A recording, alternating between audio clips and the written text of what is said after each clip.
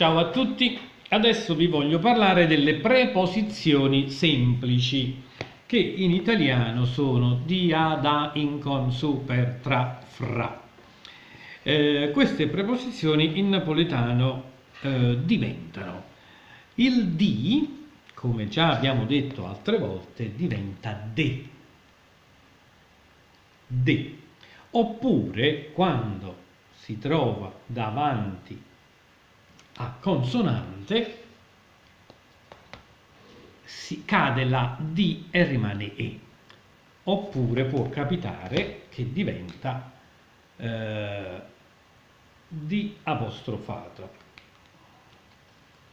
Per cui prima si diceva de, lo figlio di Maria, de, il non di diventa de.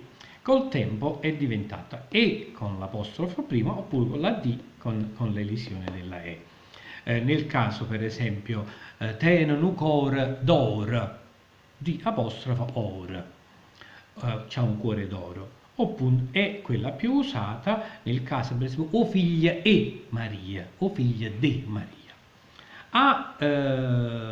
Rimane più o meno come in italiano, non si uguale. Va a Milano, venga a Milano, vado a Milano, perché è moto a lungo, vado a Milano oppure vive a Napoli, viva a Napoli, stato in luogo. Invece da incomincia a essere un po' più curioso perché ce n'è addirittura diverse situazioni. Da in linea di massima rimane A, per cui cade la D, diventa A. Poi invece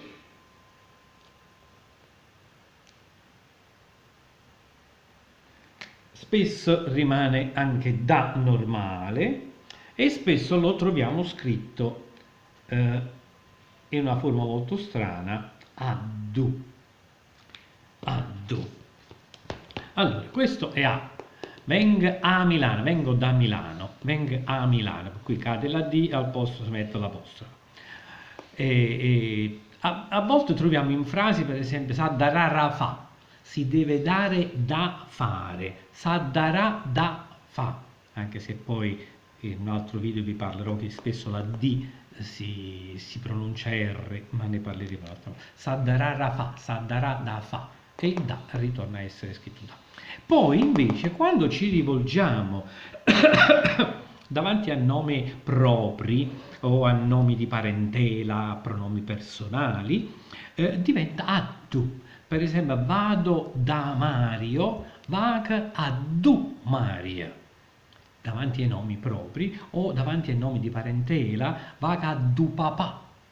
Oppure anche a pronomi personali. Così, veng addu te. Si dice addu. Questa è una cosa curiosa del napoletano e va scritta in questa maniera. Poi via da in, abbiamo detto in. In l'abbiamo già visto quando abbiamo parlato delle parole che si accorpano. In napoletano viene accorpato, per cui non si dice in, a meno che non sia una frase tipo c'è sta una bella posta in gioco, ma è una frase più italiana, c'è una bella posta in gioco. In napoletano la in va sempre accorpata con la parola, per cui c'ha il diavolo in corpo, te non diavolo in corpo, la i cade e la n si attacca. Molto spesso questa N diventa M, ce ne accorgiamo da scusate, sono un po' raffreddato, ce ne accorgiamo da quando perché la pronunciamo M, per esempio mbiet, in petto diventa mbiet, davanti quella M non è più una N, diventa M, mbiet. Braccia, man per dire in mano, in braccio, in petto, per cui va accorpata la I e la N va accorpata, la I cade e diventa N o M in base poi al suono che ci viene spontaneo, perché è in base alla consonante iniziale della parola a cui si accorpa. Poi con in napoletano diventa Q. Questo lo sappiamo, con in latino sarebbe cum, cum, in napoletano diventa cu, per cui, e non si mette diciamo, qualcuno mette l'apostrofo, ma non ci interessa. Diciamo, la stragrande maggioranza non mette niente, per cui non serve mettere Q. Poi che altro c'è? Su, su incomincia a essere carino e interessante il su, perché in napoletano su si dice coppa,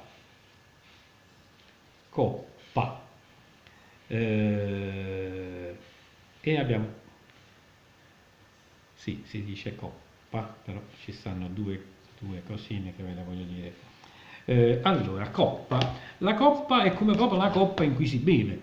La coppa, secondo alcuni studiosi, deriverebbe dalla coppa, dalla testa, dal cranio, è una cosa abbastanza macabra, che forse praticamente qualcuno beveva nel cranio, per cui se prendiamo la testa, la rivoltiamo, la giriamo e vediamo che è come una coppa, per cui dire su significa dire in capo, ecco, in capo, in coppa e in capo sarebbe la stessa cosa, per dire in cima.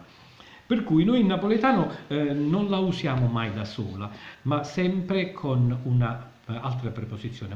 O mettila a coppa, mettilo da coppa, oppure mettilo in coppa. Per cui noi diciamo o mettila in coppa, oppure mettila a coppa.